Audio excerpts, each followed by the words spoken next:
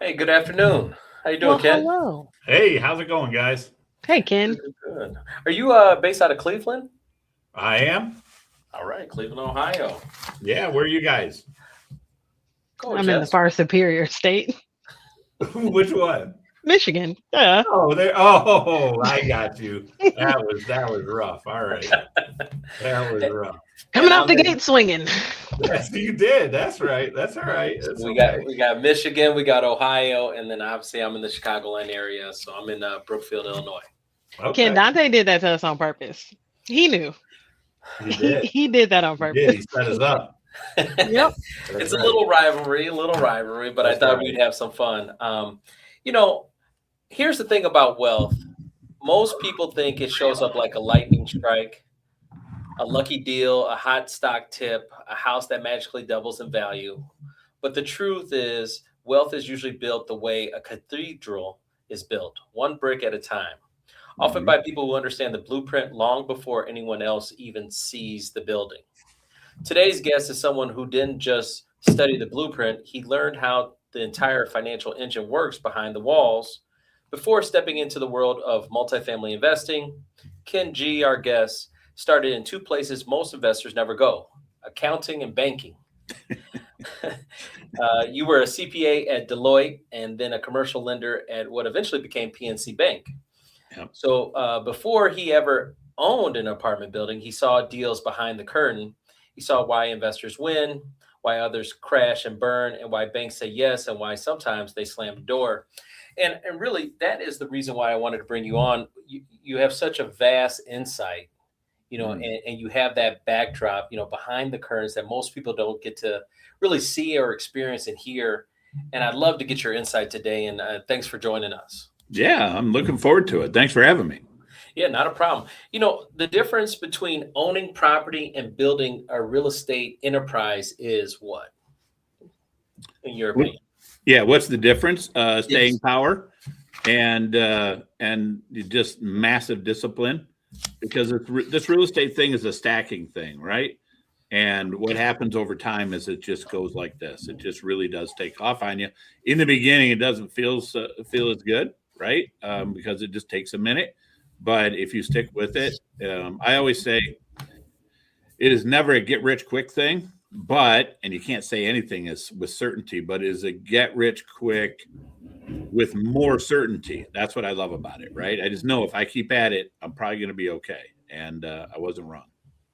As far as real estate goes, you talk about that beginning, and then you're actually talking about scaling. Do you foresee scaling does have to have partners involved? Oh yeah, I could. Yeah. You can't do it. We can't. No, everybody runs out of money in real estate because it's so capital intensive. So, in the beginning, I had one partner. It was my in-laws. Then I did a couple deals on my own, and then I did a whole bunch of deals with partners. And it's just the only way you can get enough deals, enough money to get more than one deal done. Otherwise, you end up staying really small. And most people that are really wealthy, who have enough money that they don't need anybody else, they don't want to do the work. They're going to give people like us the money. Let us do the work. I'm curious, Jill, going back to the origins, what's a belief about money that you might have had at age 25 that you look at completely, that you realize now was completely wrong? Yeah, it's about money, but it's about life in general. I mean, I grew up, I was told to go to school, get good grades, get a corporate job, you'd be set for life. And as it turned out, what I realized, a whole bunch of stuff I realized, but the least of which is when you do that, you put everything, your whole financial future in someone else's hands.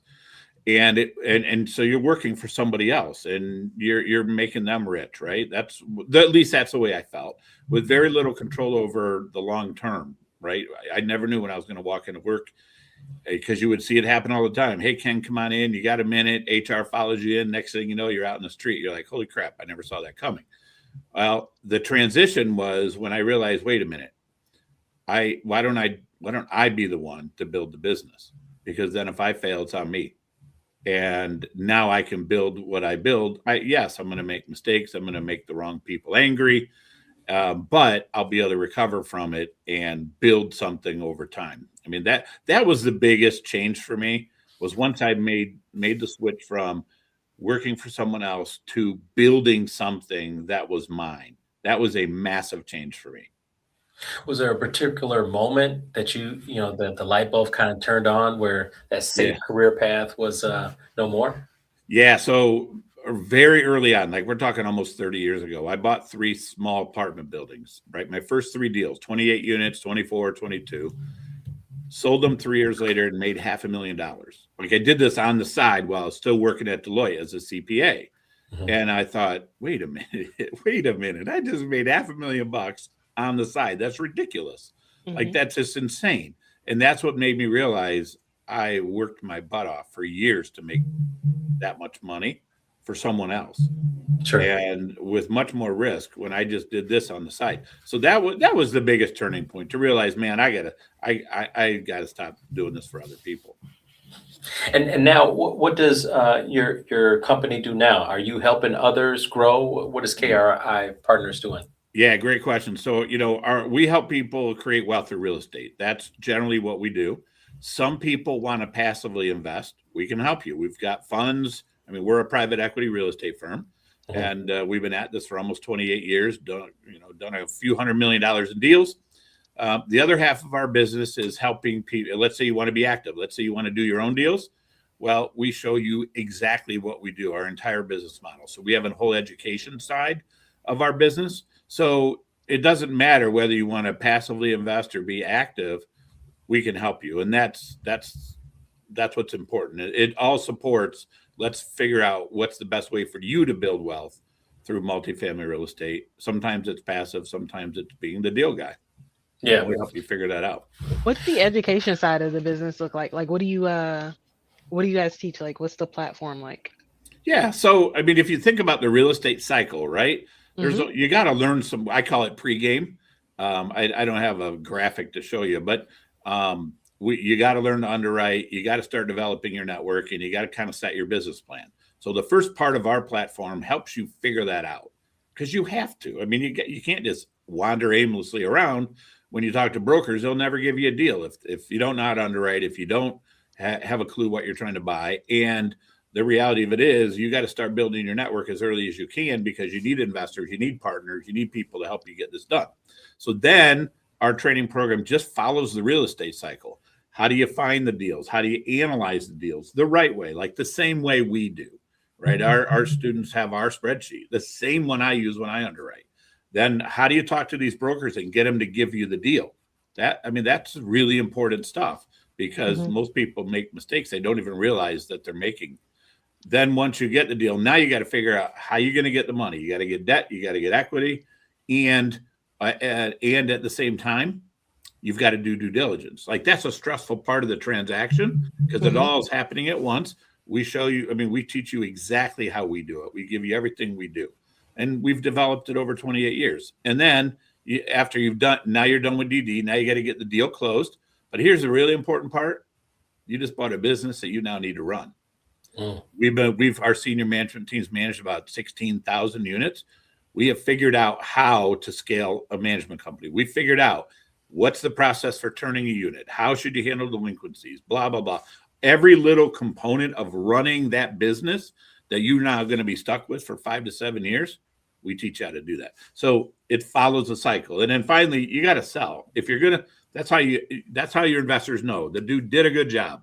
He bought the deal, he ran it, he sold it, he made us money, right? So that's the last piece of that puzzle. So we've done that full cycle in the marketplace like 14 times. So we've done it. We've kind of fine-tuned it. And that's the education side of our business. So do your members come to you? Is it like a membership type thing? Like how do you get your partners or associates? Yeah, it's a combination of digital videos, right? Like I can't teach every one of our students one-on-one everything, right? So we Mhm. do video courses, but here's the thing: anybody can throw video courses together. We do group coaching 2 days a week with our students because your stuff's going to come up, and you got to have Ken. I don't understand this. Ken, why does this happen? You know, they got to. I'm there with them for if you're in our program, you're in it probably for a year, and that gives me a couple hundred hours with you to help you figure out all the stuff that the market changes every 5 minutes. You know that. So that's we're trying to help people a, get the knowledge, b, they don't have to reinvent the wheel because we've given them the wheel, the one that works, and then c, you need some coaching. You just need some coaching. Now it's important to know why we're doing the education side of the business. We're doing the education side of the business because we probably prior to 4 or 5 years ago, we didn't do education. We were just a private equity real estate firm. Mhm. And I just got tired of watching people lose money because they were getting into the business. They didn't really know what they were doing. And, there's a lot of people out there say they can teach you. They take a lot of your money and then they don't really deliver, right? Well, Mhm. what's going to happen eventually if a whole bunch of people lose money? The SEC is going to step in and say, enough already. We are stopping this, right? Being in accounting, Sarbanes-Oxley is an example of the government. Enough is enough. We're going to change the law. And I didn't want that to happen. So I said, you know what? Somebody's got to go out there and teach these people the right way to do these things because it's ridiculous. You don't have to lose money in this business if you just know what you're doing. That's an excellent point. The problem with real estate is still kind of the wild wild west. There's not really credentials on who's teaching these classes, and so obviously with Yep. the social media that has popped up, you have all these gurus. Oh, yeah. And so it's like, how do you decipher, if I'm out there, obviously right now we're streaming on IG, Facebook, LinkedIn, YouTube Yeah. right now. Yeah. How do I know I'm listening to the right player that is really going to educate me and get me Yeah. going, or the one that's, going to take me on a joyride? I mean, what are some things or Yep. some things that maybe a person listening to us right now might, say, okay, these are the things I need to make sure I'm asking. Yeah. So first thing I want you to do is stalk them for a while. Go to all their public stuff. Like we do a couple webinars a month. I mean, I do everything I can to get out there and help people figure this out, right? Because you've got to see, do these people really know, right? So now you're stalking them kind of passively. I would encourage people to participate in those webinars. And here's the key. And most people are afraid to do this.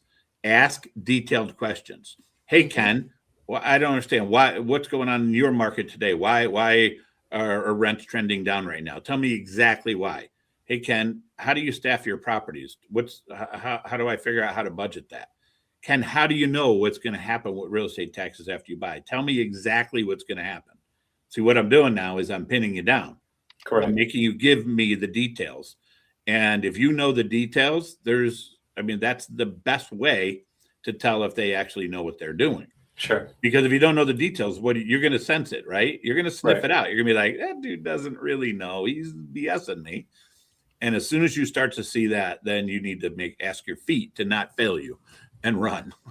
I mean, I'm just being honest. There's no other way to do it. Right. You've got to vet these guys. I actually wrote, I don't remember the exact title of the book. It's on our website, but 5 rules to follow when choosing a mentor or coach, because I just got tired of watching people do crazy things. Right. I mean, Right. I think about this. If you want to become a doctor, it stands to reason you might want to learn from a doctor. Right. I mean, this is common sense. If you want to learn real estate, you should probably learn it from somebody who's been there, done that successfully. I mean, Correct. that's the bottom line of that book. But so many people stray from that because they just, some people are just good talkers, right? Right. That. I know you've seen it. No, definitely. I mean, yeah, obviously we've seen it. Jess and I combined have over 30 years of experience, in the, mortgage realm. So, I mean, we deal with investors on a day-to-day basis. Let me get your take though. I mean, obviously one of the things that interests me, and you said it right out the gates, you were talking about the 24 unit, 28 unit. I mean, right off the gate. So I mean, do you, we have condos, we have single families, but that didn't interest you. You like the multi-unit. Can you just kind of go into the reasons why? Yeah, so you got to rewind the clock a long time ago, like 28 years ago, 29, 30 years ago. And so I looked at duplexes and single families, and I just couldn't figure out how to make money because I could never figure out, how do I know what I'm going to be able to sell it for? And that always bothered me. And look, right or wrong, I'm just telling you what bothered me back then. Sure. Then I thought, okay, it looks like I can maybe eke out $100 a month on this thing, but there goes a roof. There Right. goes all my profit. It just vanished right before my eyes. So that was the first thing I was wrestling with. I just couldn't figure out how to make money. The other problem I had was, at the time I was still working for Deloitte, like 70, 80 hours a week. I mean, I love Deloitte. It's a wonderful place, Sure. but CPAs work hard. They just do. And so I couldn't imagine buying a single or a double because I couldn't afford to pay someone to come and turn the unit for me, to come and fix things, because there's just not enough money there. So I said, all right, this is literally how my logic went back then. I said, all right, I got to find something that I can run like a business. And the first deal I did was 28 units. And I know that's small now. Today, I wouldn't probably want to spend time on 28 units today, but back then it meant everything, because I could afford somebody to be on site. She lived there. Her name was Joyce. She lived there, loved being the mayor of the property. And she kind of coordinated the showings and coordinated maintenance and did all the things that I didn't have time to do because I was too busy being a CPA. Sure. So that was the determining factor. And then what I learned, I would love to tell you that I was so smart back then, I understood all this, but I didn't, and I wasn't. But what I learned was, there's a direct relationship here. This is a business. Businesses are valued based on their ability to generate cash flow. Well, if I could improve the cash flow of that property, there's a pretty good chance somebody's going to pay me a lot more than what I paid for it, right? Sure. And what I now know, it's about a 20-to-1 multiple. If I can increase profitability by $1, there's a pretty good chance somebody's going to pay me about $20 more in value. Now do that on 100 units, raise rent $300 over a 5-year period. I mean, you're talking millions and millions of dollars. I was like, I like this, right? Because now I can see, this is the logic that I had and I still have. It's not perfect, but I like that relationship. Does that make sense? Yes. Yeah. That's why I went bigger, and I just couldn't figure out. Congrats to you if you can do it. I just couldn't figure it out. The other thing I know is, I can make more money on one deal than I talk to a lot of single family guys, and they do well, but it's not like change your life crazy money, right? Like you can make a multifamily. Yeah, it's very much side hustle money. Yeah. Yeah. And nothing wrong with it. It's just I want to make millions, not tens of thousands. So I know one question that a lot of people probably have is, when you bought your first property, was that from savings? Did you finance it? Savings? No. Financing? Well, Like, how did it go? Again, I'd love to say that, I had this grandiose plan. No. So what I did was, I borrowed my half of the down payment on my home equity line. I'm not telling your listeners to do this. I'm just telling you what I did. No, and then I got my in-laws to be my 50-50 partners at the time. They're like, well, we know you never did this, but we know where you live. We think you're smart. So, okay, we'll go in with you, halves. And they weren't wrong. They gave me $35,000, got back $100 3 years later. That's awesome. Oh, so nice. they're like, Good yeah, investment. this is good. Yeah. So yeah, and the funny thing is, it's interesting that you brought that up, because what I've learned in trying to help people figure this business out, the people that sit in my chair in the beginning, almost none of them have any money. They all fight through the same problem. So somehow, some way, you've got to figure out how to solve that problem. That's how I solved the problem on the first deal. The second deal was different. The third deal was different. And then I found this guy. His name was Gary.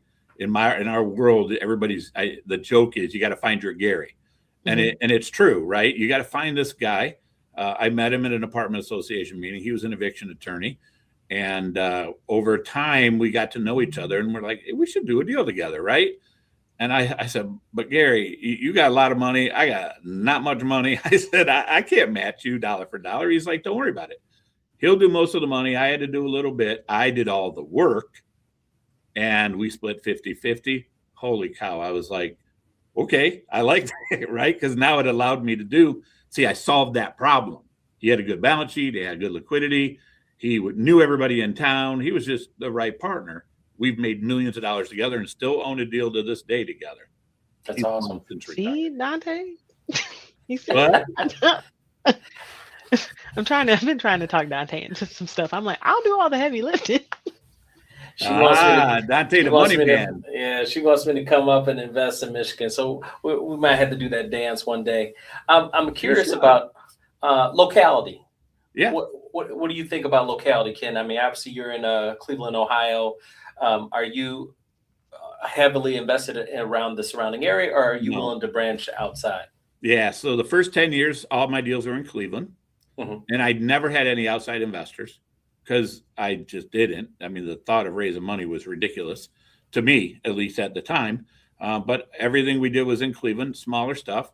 And then we started to syndicate. And then I got this bright idea. I said, you know what? We've done really well in Cleveland, but it's hard, man.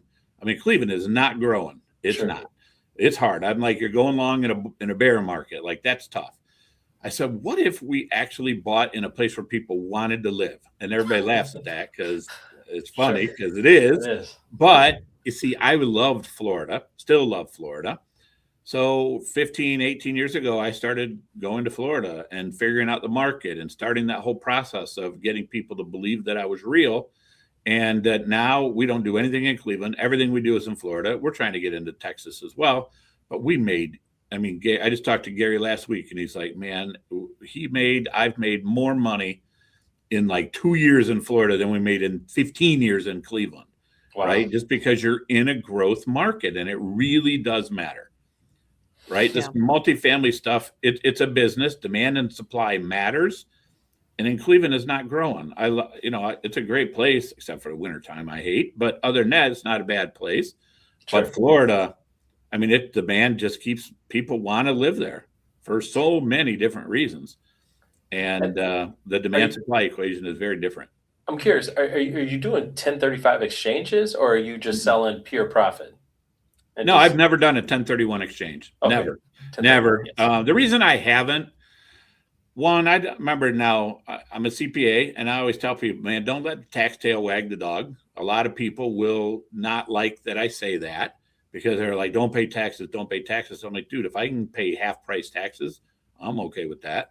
So I never get behind. The other problem I've always had with a 1031 is when you're trying to, your up leg, right? Your next property that you're buying.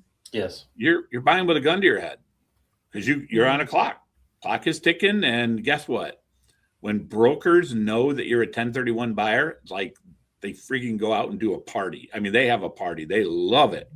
I know this. I talk to them all the time. They're like, Ken, I got a 1031 buyer. Stand down. Because I know that they're going to overpay because they don't want to pay taxes. And I've never wanted to be in that situation because I always felt like it put me at a massive disadvantage. That's an interesting take, especially from a CPA. So it's like, hey, I'll take the tax brunt now, and I don't have to worry about it later.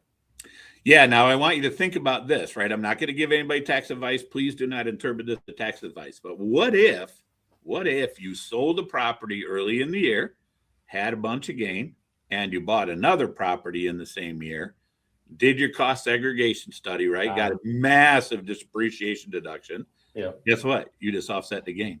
Correct. And you never bought with a gun to your head. Correct. See, I love that. Cost That's segregation. Not tax advice. Please don't take it as tax advice. But what if that happened? Boy, that's a really good idea, right? That is a great idea. If you can land the plane, that's awesome. You can. You can. Yeah. So most people chase deals, but you seem to have capital requirements that, determine a good deal for you. Can you just elaborate some of the, we're not getting into your class right now, but just, what are some things or key points that people should be looking at for a good deal? Yeah. So for us, I mean, it's pretty simple. We're trying to get in close to even leverage. So that means our cap rate's pretty close to our interest rate on our debt. and we want to have some upside that we think is there. We have to feel you have to have some conviction about that. Now, in the beginning, we bought a lot of C-class stuff. We just did. It was value add, heavy value add. What happens when you're in my chair, most people kind of go through this maturity cycle, right? In the beginning, they're trying to make money, right? You're flipping houses, right? You're trying to make money, and because you need money, because you need to prove a track record. But as you mature in this business, you turn into a wealth builder, right? It's less about flipping fast. It's more about buying higher quality assets in better neighborhoods that you can just slowly raise rents over time, right? And that allows you to generate a lot of wealth. The perfect scenario for us now, we love A, B plus class assets. They got to be in good neighborhoods. That's not negotiable. We want to be in a diverse employment center, right? We don't want to rely on just one employer or one source of tenants. And if we can get an asset, and this is how rich people get insanely rich. We have a deal we bought in 2016. We raised $2.2 million to get the deal done. Since then, now we've owned it now about 9 years. We've returned all their money, gave them another $1.8 million. In other words, we refinanced it. So they put in $2 million. Now they got $4 million back. They still own the property with us. They took their money and invested in something else. They got a free apartment building.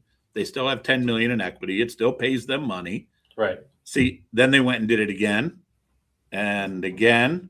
And now you just become insanely wealthy because you have all these assets that you have no investment in. Right. That's you're dealing with house money. Building. Pardon me?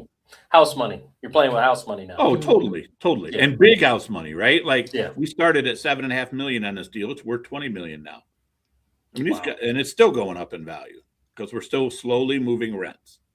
And so in the apartment space, in the multifamily space, basically, when you increase the cash flow, then in theory, you're increasing the appreciation of the property. Yeah. Is that a fair assessment? Yeah. I mean, there's other factors that go into it. Sure. But if you can think about a business. Right. If you grow a business, it's EBITDA. For the business people out there, it's EBITDA, and your multiple is 20. Got it. Plus or minus. That's how you think of it, right? So if I make more money, there's a pretty good chance somebody's going to be willing to pay me more. One of the things, one of the factors that when I talk to smaller investors, looking at short-term rentals, there's a huge segment of that. And what I always told the investor to do was focus on hotels. Where hotels are located, give you a good proximity of where you need to be at, because you can undercut the hotels in the area, and then you can take advantage of, of obviously the tourism, because they're doing the research for you. I'm curious, what is kind of some of the stuff that you're looking at that says, okay, this is a good, 100-unit place that we need to take advantage of?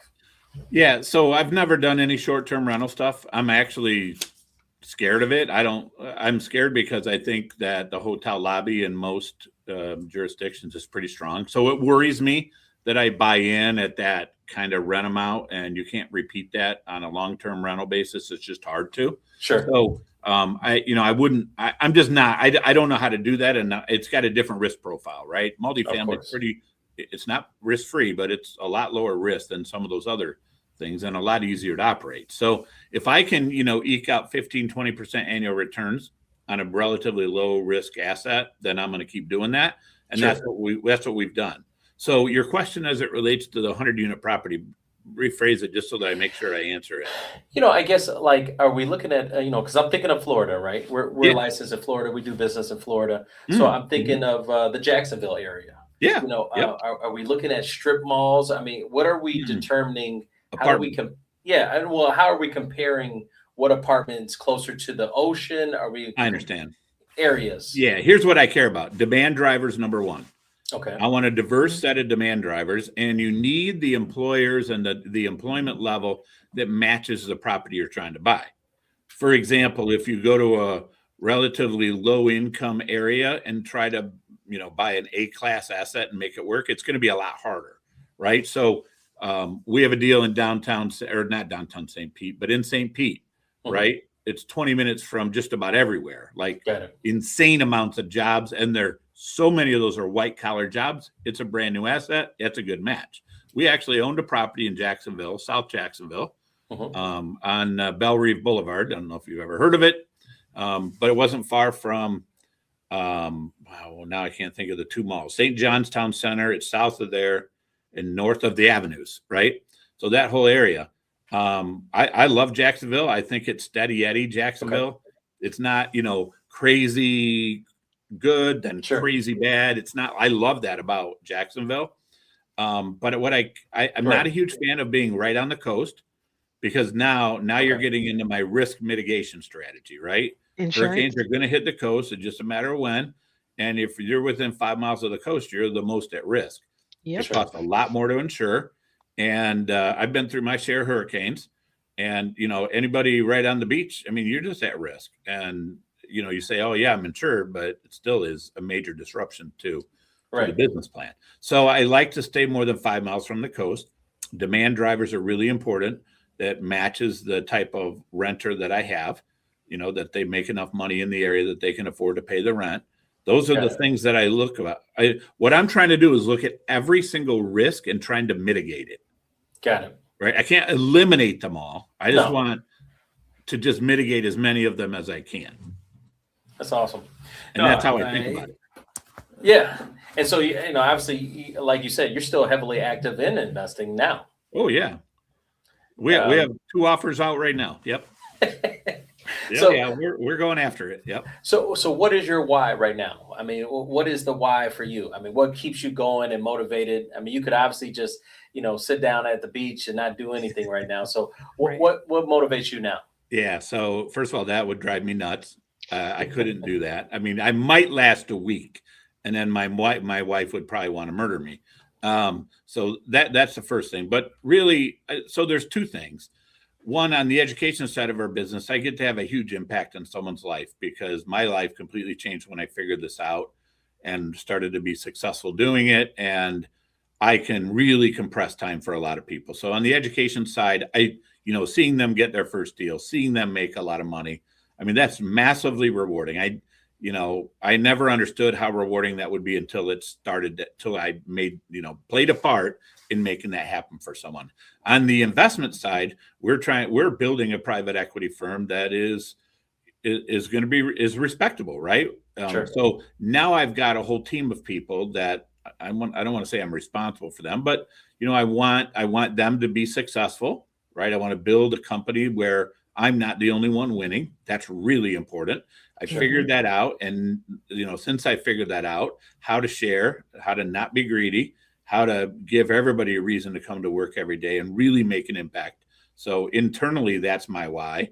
And then externally for investors, I mean, look, you only have to write big checks to investors and hear what they did with the money that you just made for them, that you're like, wow, like they're incredibly grateful. And it just feels good to be able to give somebody something that, it's hard to double your money in 3 to 5 years. I mean, that's hard. 100%. That's hard to do. And if you're able to do it, that's the why, right? No, that's great. We talk about on the show how, over time, we've really recognized the exponential growths are either in stocks and real estate. Those are really the 2 forms where you can, double your money, 10x your money. And so I am curious, obviously, with all your knowledge, why was real estate a choice maybe more than stocks? Yeah. So any of you stock traders out there, you're going to, probably lose a lot of respect for me. But see, I every time I turn around, I lose money in the stock market. I would buy a stock, and then I don't know, I'm making this up, but the CFO has an affair with the secretary. The stock plummets by half. Like, I don't know. How do I control that? How do I find it? That's a risk I can't mitigate. I can't deal with that. Whereas real estate, I mean, everybody needs a place to live, right? Everybody understands it. It's not rocket science, right? And so I found this way that I could generate real wealth and have the ability to make such an impact on the profitability of that business. Now, we can't control everything, but at least now it's a business that I can control, and I feel like I can mitigate most of the risks. Awesome. I don't have any money in the market. I know people will laugh at me for saying that, but I get tired. Every time I buy, I lose. I'm like, I'm done. I'm done with this. People that you're laughing, but I get it. People that spend time and understand the market, they probably do quite well. Sure. That's just not what I choose to spend my time. I want to really get to know the real estate business, which we do. We're it's changing every day. So that's why. I mean, they've made stocks more of like a video game, with the Robinhood apps and stuff like that. Yeah. So you're seeing a lot of the Gen Zers, the Gen Alphas, they're on their phones, and they're, thinking they're making moves per se, but it has that fluctuation. And, I've heard that same sentiment from other real estate investors. It's the control, or at least the feeling of control. Like I have a little bit more say or do on how this property is going to do well, versus you really have no control of what this company, company A, if they're going to go up or down. Right. So it's interesting in that we do have quite a few of questions, Q&A from the audience. So I really appreciate that, audience. Yeah. Let's get to them. We can skip past all my comments. Okay, let's get past you. Did you have good comments? They were good, right? I was explaining some of the terminology. I got you. Okay. Yeah. Sorry about that. Oh, no, you're good. No, I thought you were going to go into, Wolverines and Buckeyes. I was like, geez, leave it alone. He's really trying to drum. I was like, he is. He's looking for a little dog fight here. Always. This guy. We're not going to give it to him. We're going to make him. You guys are going to play nice. That's amazing. That's right. Great insights, Mike says. And how do you decide when to scale up? How do you decide when to scale up? Well, you just kind of do it slowly, right? How do I decide when to scale up? What happens is you make some money on the first couple of deals, and then you realize, what if I did this a lot? Right? What if I did this a lot? Now that makes you want to grow. But then what happens is you realize, I better build this foundation, because as I grow, right? I remember thinking this early on in our scaling process. I can't be there for every move-in. I can't inspect every unit. I just can't do it. So now I need to build in processes and systems to make sure that this thing scales, so that I'm not the one doing it, because I can't. I physically can't. And so what we didn't talk about is I spent 3 years. I owned 3 Cessna pilot centers in Northeast Ohio, and we ran a Part 141 pilot school that prepared people for the Delta system, right? Well, I want you to think about what has to happen in order for you to run a decentralized business, especially airplanes. I mean, this is dangerous stuff, right? We learned how to develop systems, processes, SOPs in a decentralized environment, because the FAA showed up all the time to inspect our planes, inspect our operations, and so on. So I took a lot of that knowledge and built it into how we scale our management company.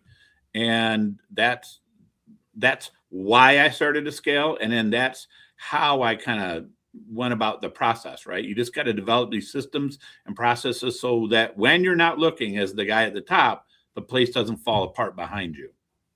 Got it. No, that's great. I think with any business, it's the 3 Ps. It's people, it's processes, and it's profit.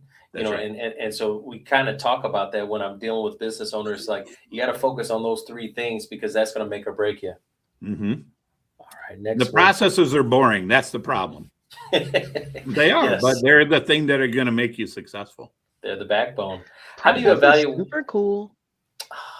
She's a process queen. Oh, I love it. See, we got more in common than you thought. Oh yeah, that's why I asked about the training. So I created a lot of training for this industry and for the mortgage industry. So I was just wondering. I mean, here's how we train. Every single thing that we do as a company. I mean, managing 16,000 units over a long period of time, you learn a lot. Yeah, that's our training program. No, I love it. You use what works, wash, rinse, repeat.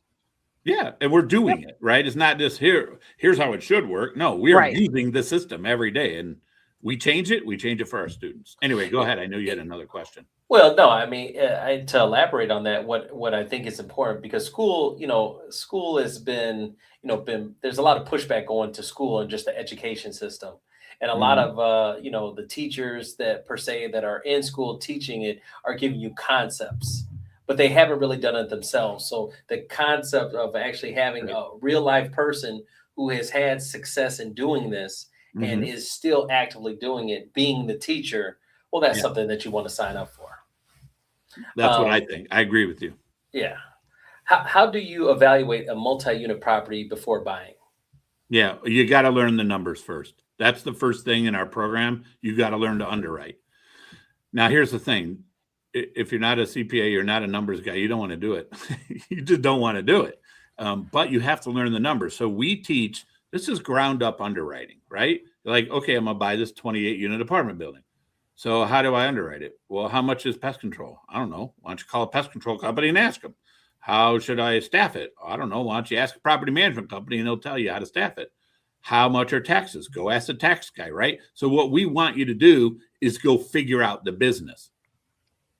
Because once you do, here's what's going to happen.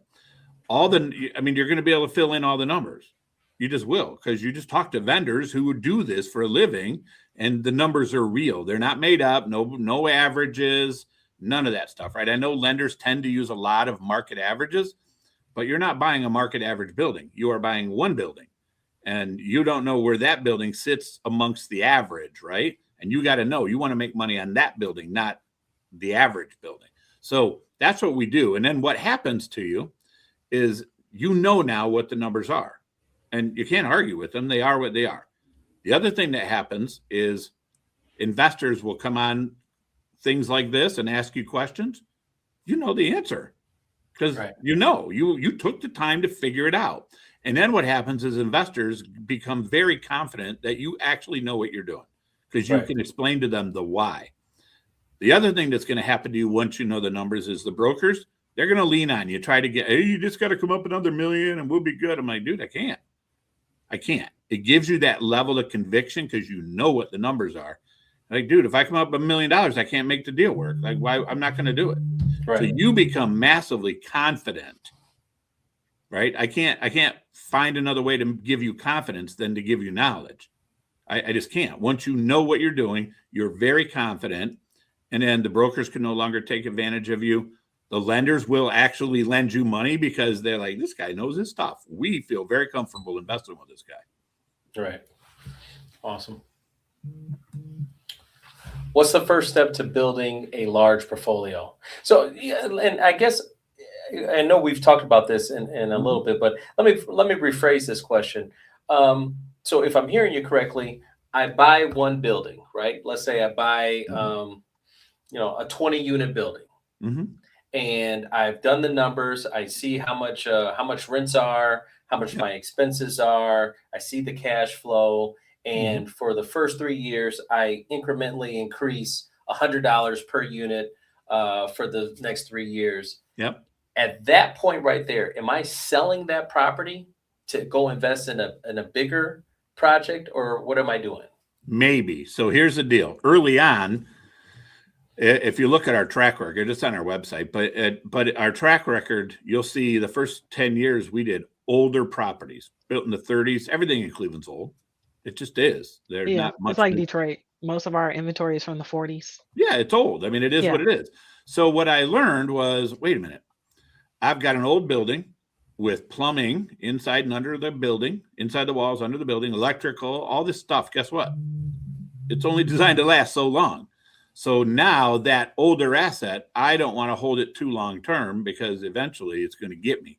It's going to get me with big tuck pointing expenses and all that kind of stuff. So my kind of rule is, or guide is, the older the building, the shorter your hold period should be.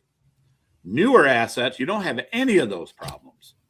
So you can hold them 10, 15 years if you want to, because all the stuff inside and underneath is not going to fall apart. It's new, right? So that's what I tell people. That's a general guide that I want you to follow. The other thing, now I go back to the days when we were doing a lot of value add, heavy value add. When do you sell? When do you sell? That's a tough decision. Right. Some people hold too long. Some people say, oh, I should have sold later, right? You can always second guess yourself. But what you want to do is, first of all, you probably started a deal with so much capital, right? You only got a limited amount of capital. So you spend that capital, you make it what you think you can make it. Is holding that property going to be worth the additional risk to get that next little bit of money, right? You're assessing this risk return trade-off. And so when we've sold, we have concluded, I think I'm as far as I can take it. I still have some for the next guy because people want to have meat on the bone. They want to have a reason to buy the deal so that they can make money. So that's kind of the decision about when to sell. The deal I told you about that Gary and I still have together, that Arbors of Garden Grove in 2016. I mean, it's built in 2001. It's still it's newer. It's got great floor plans, very competitive. Like, there's no reason to sell that. Nothing's falling apart, right? I already put new roofs on it. We're all good. And so now we're going to hold that for several more years. But I wouldn't make that same case for a property that we bought in Florida that was built in the 70s. I don't want it that long. So you got to evaluate the property and just, and to start off with, you might be buying stuff that's older because that will be better price for you to get in. That's right.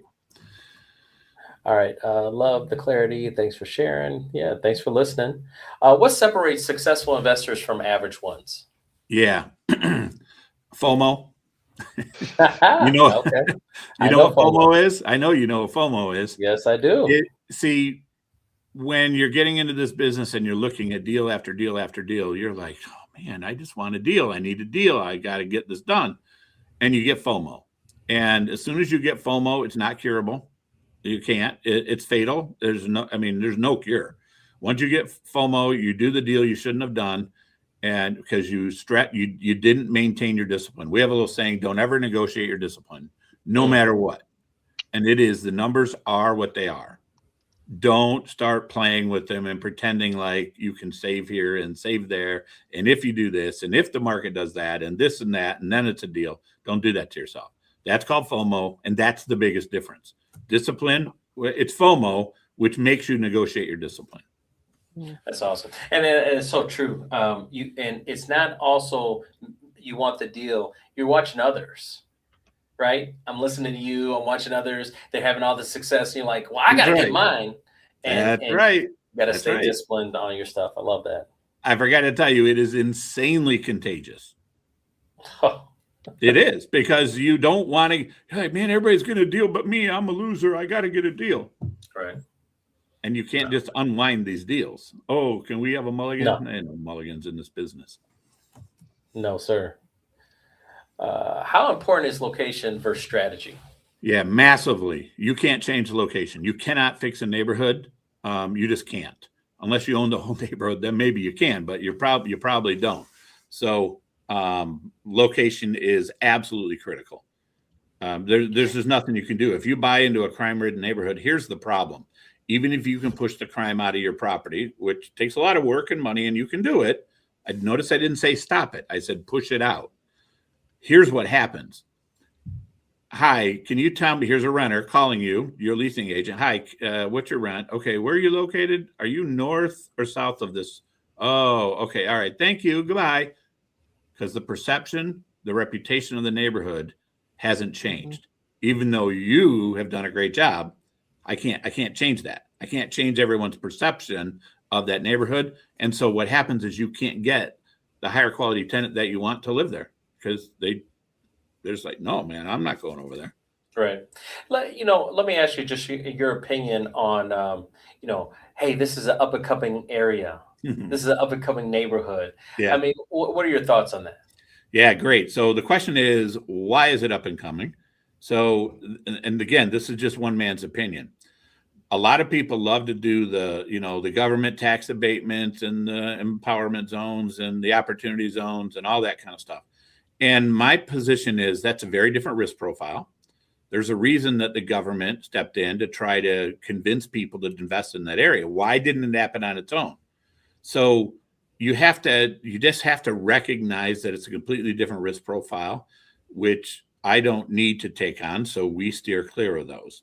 Right now, let's assume that it's not a subsidized area, right? Let's say, hey, this place is just changing. Okay, it is. So now you got to really dive in and understand what's changing, why is it changing, how is it changing, and what are the chances of it continuing. And that's really, really important, and it's really hard to figure out. Sure. Because here's what everybody says. They want to be in the path of growth, right? They always do. But guess what? before the growth gets there, it doesn't look pretty. It doesn't. And you've really got to have super strong conviction that I'm going to get in the way of this tornado. The tornado is a good thing. And you got to know that tornado is not going to change directions on you, right? Right. And that's the part that's hard. Everybody wants to get in ahead of the growth. It's just really hard to identify it because nobody has crystal balls. We just need to invent time machines and we'll be good. But I don't think that's happening.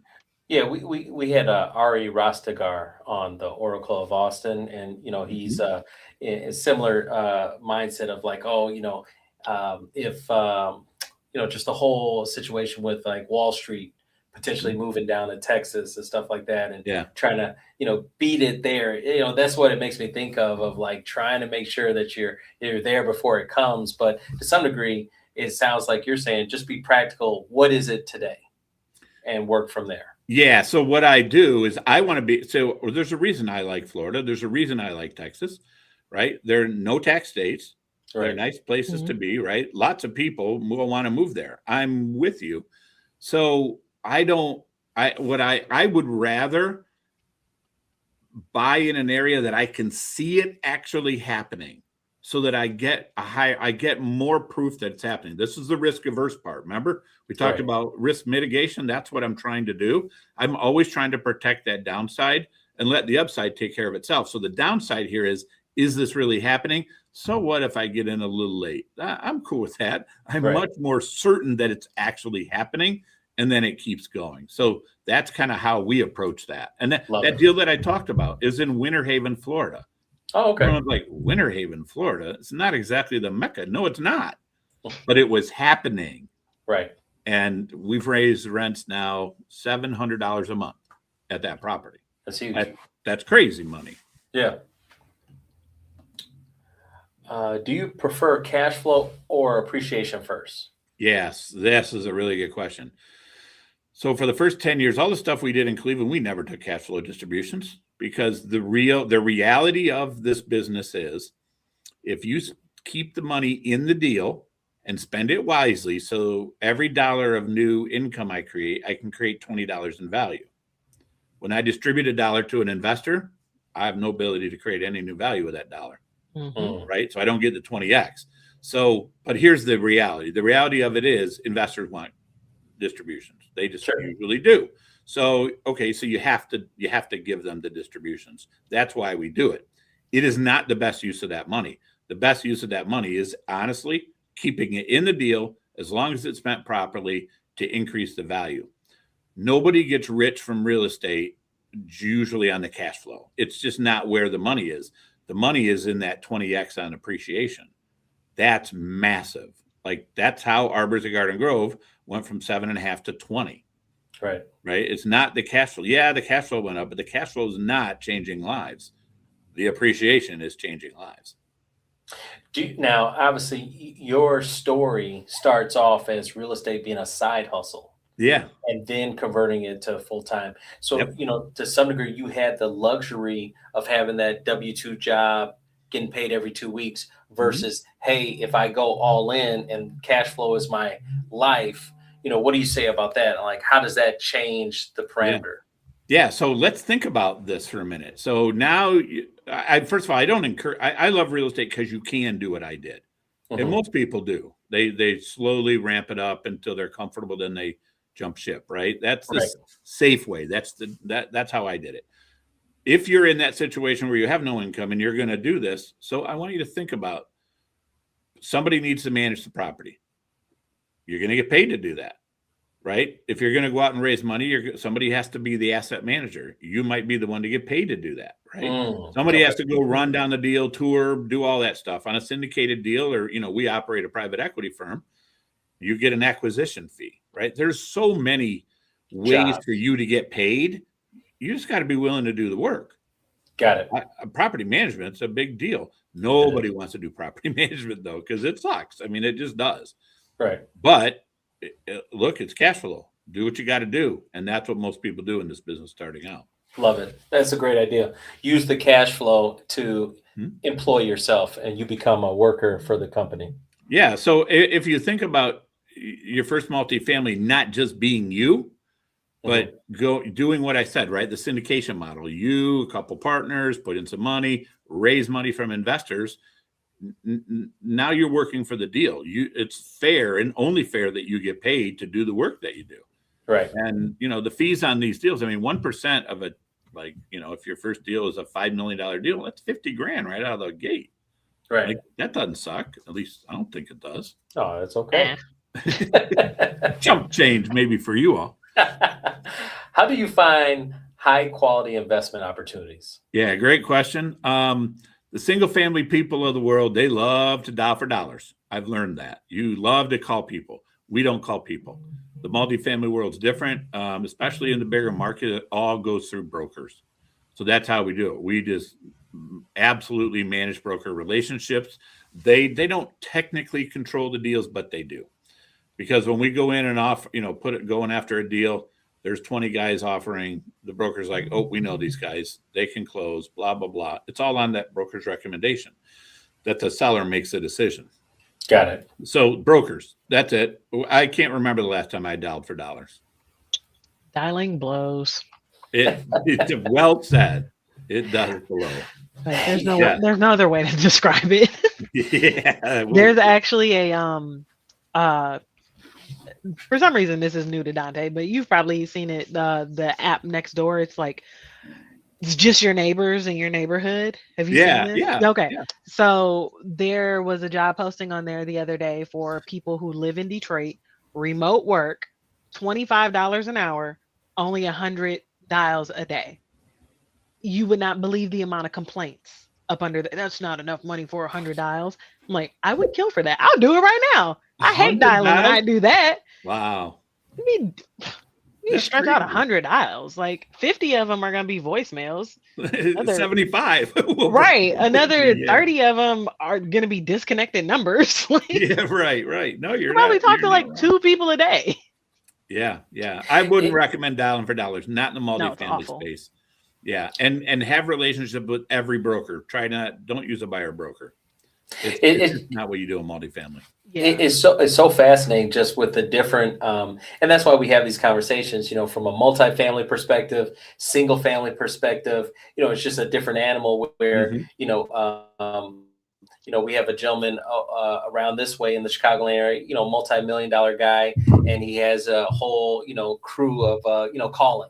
And he's got the whole list and the website, and they're calling and dialing for dollars and trying to negotiate these deals with single family homes and stuff like that, whether they're going to wholesale it or fix and flip. And so it's just fascinating to hear that. And then it's a totally different animal with the multifamily. And so what would be a small deal for you right now? I mean, is 50 units too small for you at this point, or? Yeah, we'd really rather not. I mean, Okay. I don't want to. It's hard for me to go below 100. 100. Okay. Yeah. I mean, I'm not saying I wouldn't do it, right? I learned a long time ago, never say never, Sure. but it's just hard. Understood. No, that makes sense because our smaller deals, right? Even just on single family homes, like when I get a call, I got a call this weekend, like, hey, can we do 50,000? Dude, go get a personal loan. Like it's gonna cost you so much. Yeah. Like there are things in place that make sure I don't do a predatory loan, and you are creating a predatory loan at that point. Like it's just go get a personal loan. Yeah. Yeah. So you've kind of done the same thing, just in a different market. Yeah. Yep. All right, we got a couple more questions, and we'll get this wrapped up. Yeah. What's your advice for someone starting today? Yeah. You got to learn to underwrite. Number one, you just have to. Number two, then you got to figure out how you're going to learn the business, right? Whether you're going to learn it the hard way like I did, or you're going to learn from somebody, go figure that out, right? I'm not talking my own book. I don't want this to sound like I am, but I invest massive amounts of money in my own personal development, and it pays off huge. It just has. And I would encourage everybody else to do that. The last thing I want you to do is you've got to develop your network, because you've got to figure out what problem it is that you're trying to solve. Is it the money problem? Is it the time problem? Is it that you don't have any experience? And then go solve that problem. And most of the time, that problem is going to get solved by somebody like your Gary. It's just the way it is. And you've got to spend the time to do that. And most people say, oh, I'm not going to talk to anybody that invests in my deal because I don't have a deal yet. Well, I mean, that's not how it works. I mean, you don't call them today and they give you $100,000 tomorrow. I mean, that's just not how Right. it works. They got to get to know you, understand you, see that you actually know what you're doing. You know, they got to stalk you for a while and see if you're the real deal. So you got to start really early. So, you know, all of that, what's the common theme there? You got to make a commitment to do this. I will tell you, I believe it'll pay off massively if you do. It's just not going to happen overnight. And am I happy I'm not a CPA anymore? You bet. Am I happy I'm not a banker anymore? You bet. Because now it's my company. I'm doing it. And my family is going to be okay after I'm gone because of it. That's awesome. Well, I'm not thrilled you're not a CPA anymore. Do you know how hard it is to find a good CPA? Yes, I do. Oh my goodness. It is. Yes, I do. It is a nightmare. You're not wrong. You're not wrong. You got It's any, 'cause it's tough you got work. any, yeah, I don't doubt it, right? But it is it's necessary work. Like I need a CPA like I need a doctor. Like, you know? You're not wrong. Yeah. So, you know, if you got any recommendations you want to float out to me after this, I'll take them. Well, you just got to be willing to pay the money. So, Yeah. you know, it's hard for a doctor to go to a doctor, right? It's hard for a CPA to go into a CPA. Oh, I'm sure. I'm sure. But like, you know what I recognize is that it's necessary. It's not what I should be spending my time on. Oh yeah, absolutely. And so in your case, just make sure whatever CPA you're going to, they have experience doing exactly what it is you do. Okay. Right? They got to be in real estate investment. They got to understand partnerships. They got to understand all those rules. They're a totally different set of rules. Just like you don't go to a foot doctor for your heart. I mean, you just don't. It's no different with CPAs. Right. I think the hard part on CPAs is that we didn't grow up recognizing that we had to question them and interview them. You know, we kind of just accepted like, oh, you do taxes? Oh, here's my stuff. And you start to go into, because now I actually had a podcast with a CPA just recently. And, you know, one of the things I asked him was, I was asking about tax strategists. I said, there's a new faction of people that are tax strategists versus being the actual CPA. And I wanted to get his take on it. And it was interesting, just, you know, questions that I didn't ask my CPA, because, you know, some degree CPAs just record what you've done for the year. Yep. But I need a little bit more forward thinking of, hey, this is my goals for next year. What do you recommend that I do based on what you see? And that is where the strategist kind of comes into play. Now, that could be all in one, but most CPAs, it seems like, you know, and I'm generalizing, you know, tend to be more of just the recorder of what you've done for that year. Yeah, it's called compliance. And see, you're right. Smaller, especially smaller shops, they get buried in the compliance work, and it's low value work, but it's what pays their bills. So they tend, it's easier to get, right? It just is. I will tell you not all CPAs, but most CPAs want to be that strategist person. They just get squeezed out because they just don't have enough time, because they're trying to deal with the crazy nonsense that goes on every day in the CPA world. Sure. So you're not wrong. Tax strategist is critical. Yeah. All right. Let's see here. How do you stay consistent during market downturns? Yeah. Discipline. First of all, you can make money in any part of the cycle. You just have to have enough understanding of the market cycle to know where you're at. And that allows you to then, I call it, take what the defense is giving you. Like right now, most markets are oversupplied. And so now you see declining rents. Whew, that's hard. Why should I buy? Well, because you have to understand the long-term story for that market. And it's the overbuilding is a temporary thing. They're going to stop. They have to stop. They won't be able to deliver the same kind of product that they have been because of costs and interest rates and all that. And so that's the part of the cycle we're in right now. You have to look beyond. We're not projecting rent increases this year. We know it's going to be probably year 2 or year 3 before they rent increase. But if you have a high quality asset in a growing area, there should be little question in your mind that it's going to work out, right? Sure. That's an example of me playing the cycle, right? Where was rewind to 2021? Yeah, I was going to ask you that. Totally different strategy. Rents were going through the roof. We couldn't find the top. We just kept raising them, and they just keep paying. Okay, let's just keep raising, right? Right. So now you've got a different strategy. But here's the problem.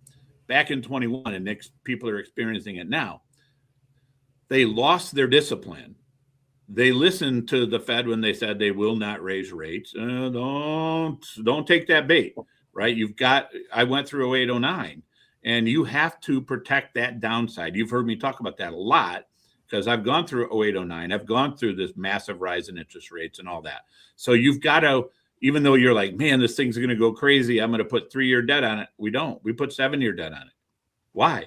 Because they said rates were going to go up, but they did faster than any time in history. So you don't know what's going to happen. And the way to protect yourself, no matter where you're at in the cycle, is that discipline. Say, okay, what if rates go up? Well, let's protect myself. Got it. Right? Yeah. That's how we've made it as long as we have. I mean, it's been 28 years. We've never lost a dime of investor money. And I'm really proud of that. I will tell you. You should be. That you should absolutely be proud of that. I am. Even back in amazing. 08 and 09, there were people falling left and right all over the place. Oh, listen. It was brutal. It was brutal. But guess what? When you make it through that, you are so much stronger. 100%. All right, this is our last question here. Is real estate still better than stocks in 2026? I think so. I agree. I think right now, I love where we're at in the cycle.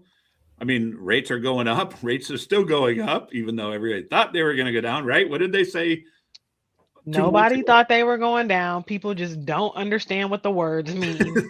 Stop and protect yourself against the downside, right? So they're going to go up. So I love that rates are going to go up. I love that there's a ton of bridge debt coming due this year that was done back in 21 when cap rates were much lower, when interest rates were lower, but now they're high. I can't imagine a better time since 2008, 2009. I think because you've got distressed sellers who need to sell, whose properties underperform, interest rates went up a lot. So that's kind of, I'm all in right now. I'm trying to buy high quality assets right now that I could have never bought before. It's called opportunity. Yeah. It's called understanding the business. Yep. And knowing where you're at in the cycle. Yep. No, that's awesome. Ken, you were a wealth of knowledge. You were great. Yeah. I mean, this was awesome. No, thank you. Thank you for coming on. Thank you to the listeners listening to us. We had over, 500 people listening today, just trying to get that information. So, I mean, I can't thank you enough. My pleasure, man. Any last comments or anything that you want to tell the folks that were listening today? Well, here's what I would say. Hopefully, I've taken some of the fear out of getting into this business. Guys, I'm going to tell you right now, if you're walking into work every day and you're worried that you're going to have that meeting, if you're worried that AI is going to replace you, or you've got a bunch of money and you want to make sure that your family has a place to put it, you got to look at real estate. You just have to. Hopefully whatever we've talked about today has helped a little bit.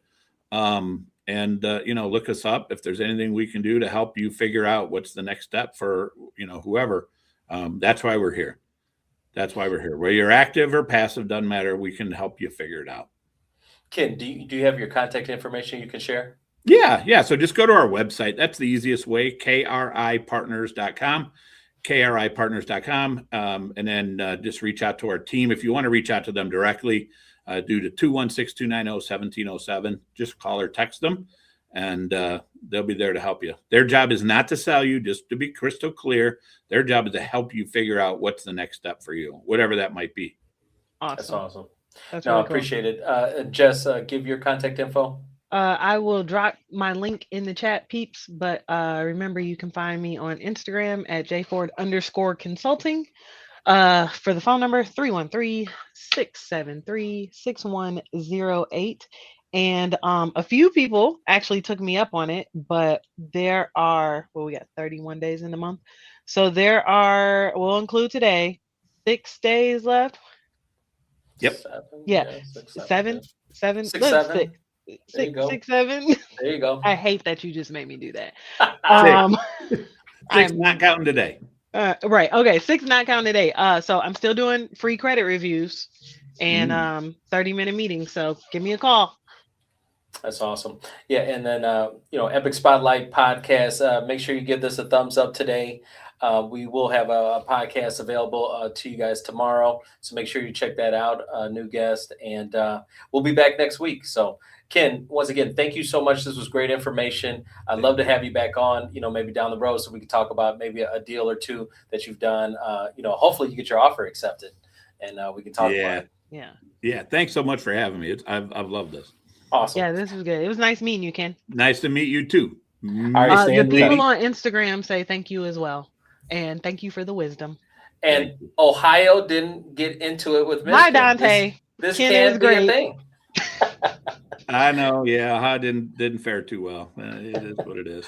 See, when you're in Cleveland, you're used to being a Browns fan, so you're used to constant disappointment. So listen, it doesn't phase you anymore. It was the same way with the Lions for so long. You know, it was the same way with the Lions for so long. Yeah, I remember. Yeah. Yes, every Thanksgiving watching. Yeah. At least you guys made it to the prime time Thanksgiving slot, right? That is true. That is true. It wasn't easy because that would be that would annoy everybody every Thanksgiving. Oh man, you guys are funny. All right, guys, have a great day. Take care. You guys. Yep. Bye.